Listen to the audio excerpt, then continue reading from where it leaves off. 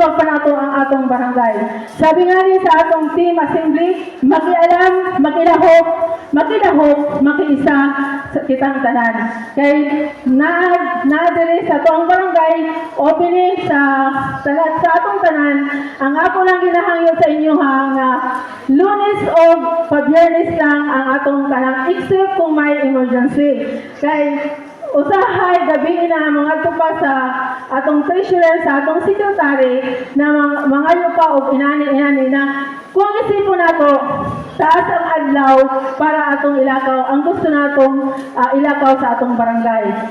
So ako lang ginahayo sa inyo na magkahiusa ta atong kalimtan ang politika mentras wala pa eleksyon.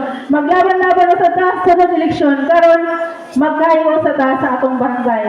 So dito mi katong nakigpulong mi sa BFAR niadtong March 22 siguro to 21. So magiging good news ni sa atong mga mangingisda, sa atong mga gamay na mga parapanagat. Kay nakipag-dialogue po mi dito sa BFAR na sana unta ang kanang mga barko, ang mga pangulong na diyan sa doon nato mahawa ang tao na. Kay kalulungay sa atong mga mananagat. Ang gamay atong mga mananagat mga kaigsunan. Wala na yung makuha kay ngano sila na ang nagpo sa atong dapat mapunta sa atong barangay, sa atong mga tao nga rin na nagpumuluyo nga rin sa atong barangay. Sana ang ako lang ampo, ang ako lang nagahong pa rin po mga kaisunan na unta ang katong ako among reklamo na mahatagan nila og panahon, matagaan nila og kanang importansya kay para po sa atong mga mumuluyo dire. Dili nato isipon nato na mahitabo katong among ngadto sa mga ngadto sa BFAR kay usa na sa reklamo sa atong mga gamay na nga mangdadagat. Dili lang diri sa atong barangay kundi palibot sa atong isla nga naay mga barko, mga pangulong na grabe ang suga nga dili na makakuha.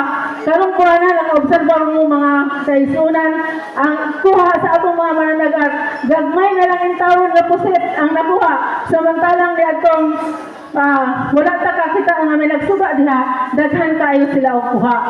So magtinabangan ta unta natay basi na ay mo abot ka rin ang mga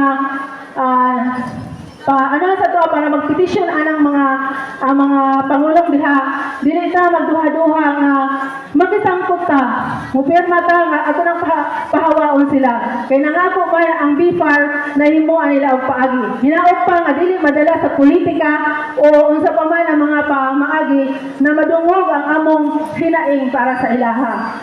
So diri sa update nato sa DILG last March 6, 2024, anami nag-meeting ni sa San Pedro. Ang meeting dito, ang gi-update sa MOA about sa kalinisan, kalinga at inisyatiba para sa malinis na bayan. So, para ni sa bagong bayanihan ng mamamayan sa BBM. Karon mga kabarangay, ang ganing atong mga sa Sulud West usa na to siya ka naga-monitor sa tuan na mapermanente nato og limpyo ang atong barangay. Dili lang diri sa vicinity ng atong barangay kundi lalo na sa atong postal. Hindi na pa sila diri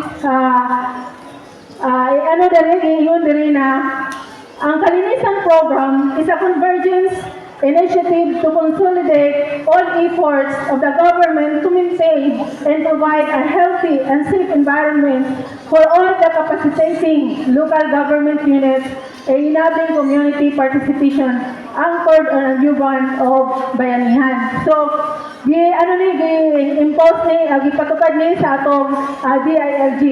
Ang sunod diha is hapag implementation. Kaning hapag implementation